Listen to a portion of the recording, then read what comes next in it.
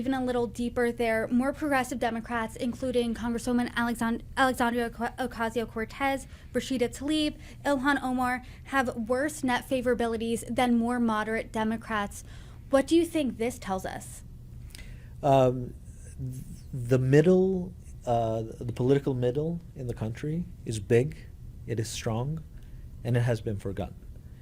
And this is why you see independents rising in numbers. Gallup has independents now in the mid 40%, if not higher. In the last election in 2020, only about 28% of Americans identified as independents at the ballot box. And so you see voters peeling off from both the Democratic Party and the Republican Party because they feel that the parties have veered too far to the left or too far to the right.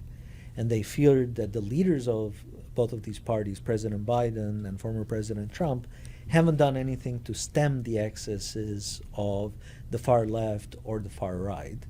And most voters want political compromise. Most voters are pragmatic and practically minded. They want things done.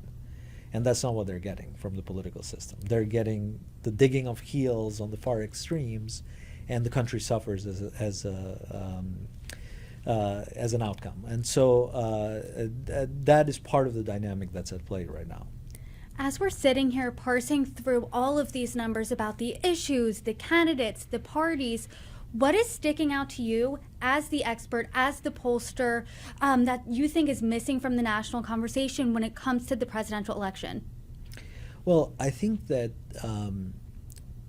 neither of the parties and neither of the candidates are focusing on tabletop issues.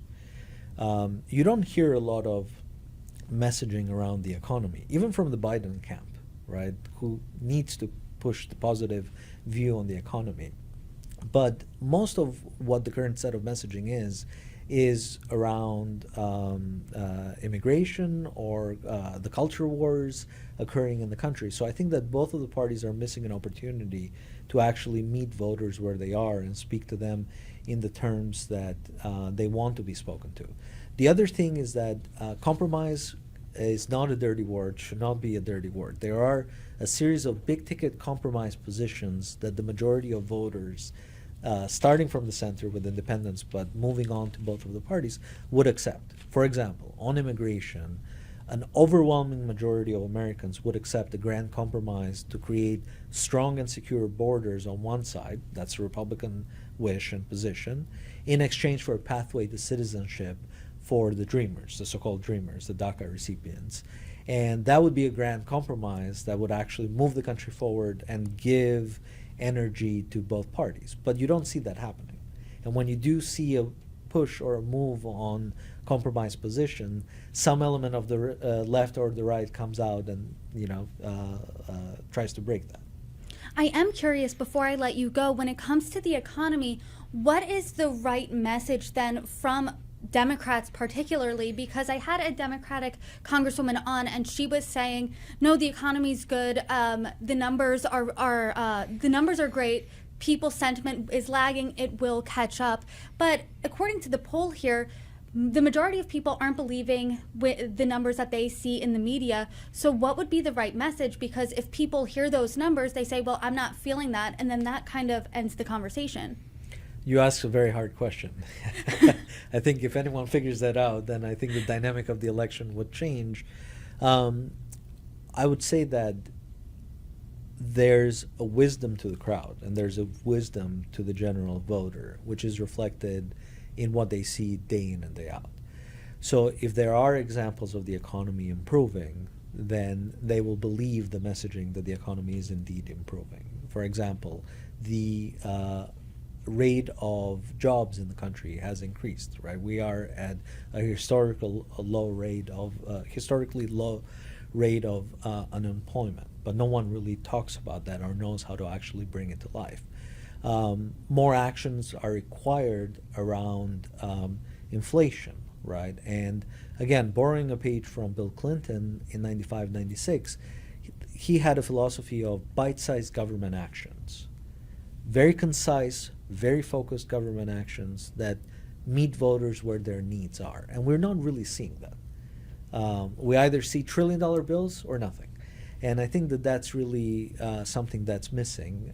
But it's a hard question. I think that the Democrats are struggling to find a strong message on the economy, especially given the fact that voters seem to think in our poll 50-50 we're in a recession or we're not. So it's a very split picture. It's a very mixed picture depending on how you ask the question around the economy. So leave our viewers with something. Based on our poll, what is your main takeaway that you want them to know before we head out? Well, I think that we are being forced with some very hard issues, from the economy to inflation, to immigration, to abortion, and beyond.